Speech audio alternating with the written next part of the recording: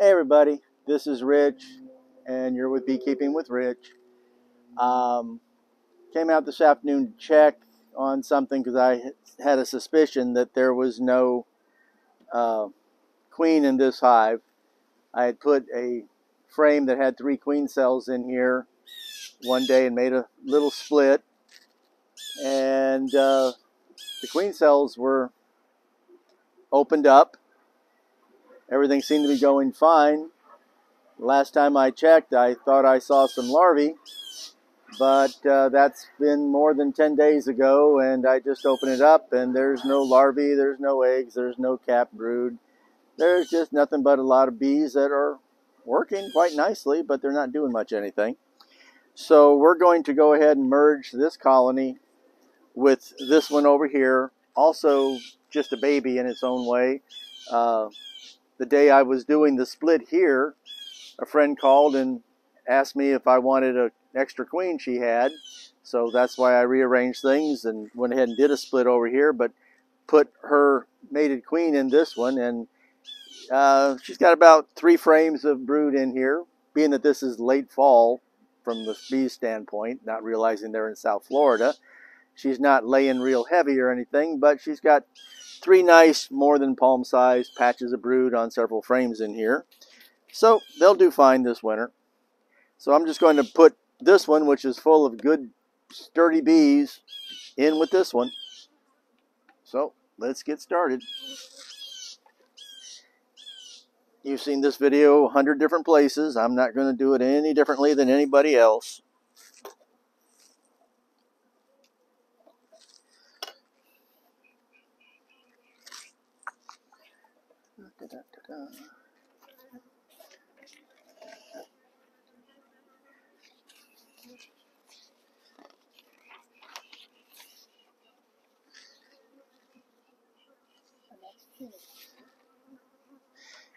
Yeah, I'm going to keep a queen excluder on here because I don't want these bees to build up too much.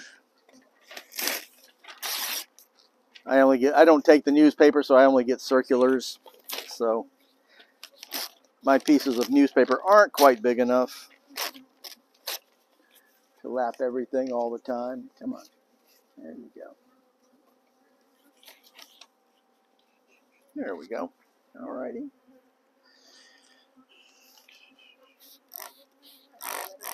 I'm wetting it with just straight up water. You could use sugar syrup. I just didn't feel like throwing any sugar into the spray bottle. And I'm doing it now because you never know when a gust of breeze is going to come along when you got both hands on this and flip this off on you. I mean, this is about as easy as a split should get because these bees all came from the same colony to start with. If you wonder what all these frames down here are, well, that's because I extracted all these frames and put them back on top of both colonies for them to clean up for me. They've cleaned them up. They even started putting some resources back in them, which I don't want to see them doing. So I'll have to leave them out here for a few days to clean out the resources. Oh yes, thank you. My wife just pointed out to me that I'm not paying any attention to the fact that I have a robbing screen up here. It's not attached, except by propolis.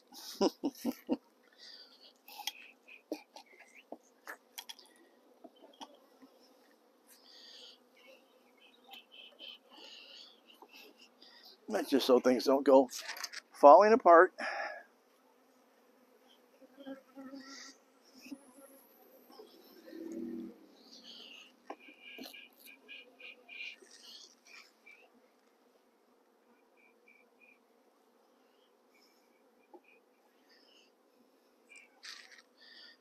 There we go.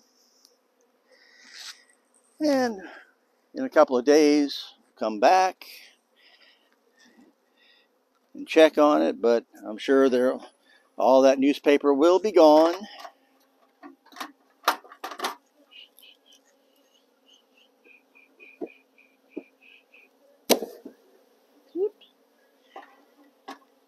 Well, what I'm doing right now is there are, of course, a whole bunch of bees on the, well, not much on the bottom board. Most of the bees are in the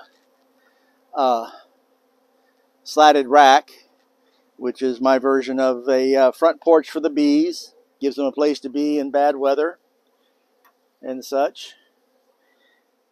I don't beekeep without those myself, but we've done videos on those if you want to refer back, just talking about how great they are. I don't make them myself. I make them for nukes, but I don't make them for full-size colonies. I'd rather buy them. I'm sorry, what? What do you expect to happen? Oh, well, what I expect to have happen here is that the bees from down here and the bees from up here are going to chew through that paper, but they're going to do it little by little. They'll get used to each other's scent. The two colonies will merge, and I will have a much stronger colony with a young queen. What I expect to happen here, of course, is that these bees are all just going to march over in here over the course of the next hour or so at the most. There should be very little fighting. There may be some fighting between here and here because the bees down here are not the bees that are in here. But probably not a lot. Don't see any just yet. But I don't want to leave these bees just hanging out on their own. Let's see. We were supposed to have rain all afternoon. When it turned out the weather people were wrong, I decided to come out and get this done.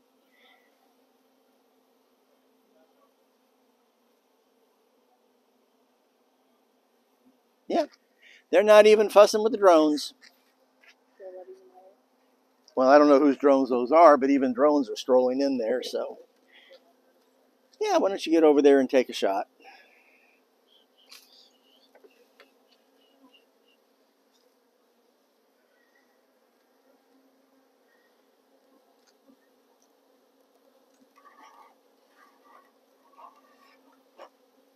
I think in the meantime, I'm just going to cover this like that. From underneath. From right underneath here. And from right back here. And from all the slats in the table. Yeah. Okay, there is one guard bee there that has an issue with one bee. Are you seeing this fight going on right here?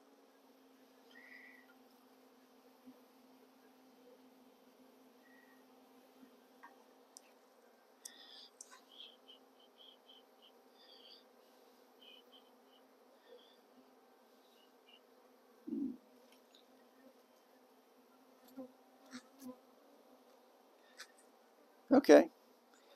Well, that's about it. That's how simple merging two colonies really is. Of course, it'd be better if I could have done it late in the afternoon when all the bees were inside. I just hate to have all these confused foragers over here coming back. So there'll be a few deaths involved in that, but shouldn't be too much. Because by turning everything this way, I'm confusing those bees enough that they have to try to figure out what's going on. If I just left everything right where it was, they'd just all go back in there and hang out. And of course, I could come back out in a day or two, take those bees in the early morning and shake them into the top, and it would have the same effect. But I don't want to work that hard. So, this has been Beekeeping with Rich. This is Rich. Hey, like and subscribe. Have a great day, everybody.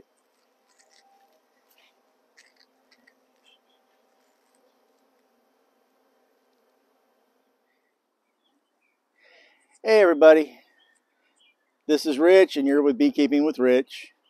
So yesterday afternoon, we did a merge. It's 15 hours later. It's overnight, and it's about 11 o'clock the next morning. And everything looks good here.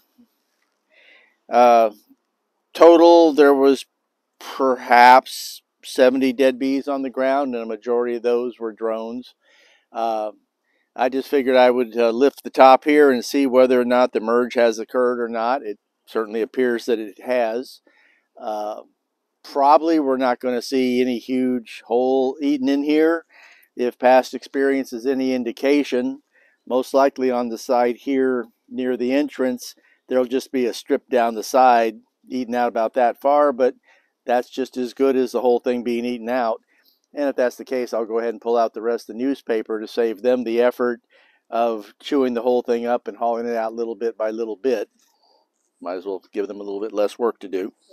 So, oh, I should also mention that about 10 o'clock last night, I left all those frames out so they could clean out the little bit of nectar that had gotten deposited and things like that.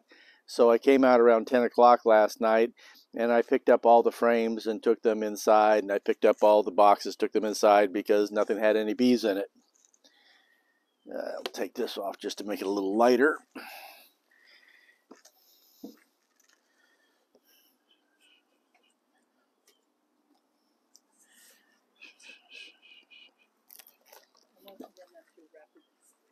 Yeah, rapid feeder on the rapid feeder shim. Oh yeah, we'll do a link to the rapid feeder shim and why I use it with the rapid feeder and all that. But for right now, let's just get to the good part. What do we got? Oh yeah, it's about what I expected. Front corner, back corner, they've eaten out just enough places to make it. Yep. That corner, this corner, and here, they are merged.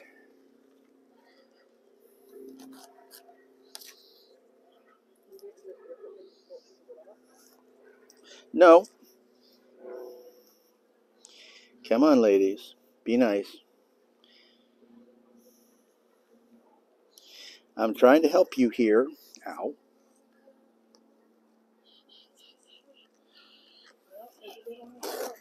Yeah, maybe they don't.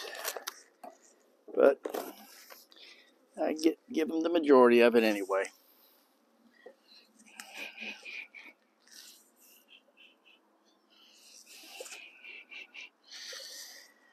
So of course, I ignored the #1 rule of beekeeping. I didn't light my smoker. But I knew when I did it that I could face getting a few stings on the hands or whatever. So that's it. They merged.